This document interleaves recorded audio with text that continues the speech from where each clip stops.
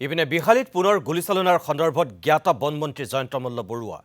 বিভিন্ন ঠাইত এনে ঘটনা ঘটি থকাৰ কথা স্বীকাৰ বনমন্ত্ৰীগৰাকী এই ক্ষেত্ৰত বন বিভাগ অত্যন্ত কঠোৰ হৈ আছে বুলিও দাবী কৰিছে জয়ন্ত মল্ল বৰুৱাই দুখন ৰাজ্যৰ মাজত সীমা বিবাদ থাকিব পাৰে সীমা বিবাদৰ নামত বনাঞ্চল ধ্বংস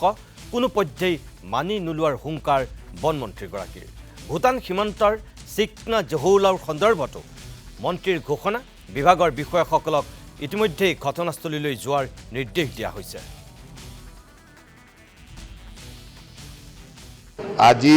অলপ যোৱা পৰহিও মই আপোনালোকে যদি চাই পৰহিও মই বিহালী অৰণ্যত আছিলোঁ ৰিজাৰ্ভ ফৰেষ্টত আছিলোঁ গতিকে বিভিন্ন ঠাইত এনেকুৱা ঘটনা য'তেই ঘটিছে আমাৰ বিভাগ অত্যন্ত কঠোৰ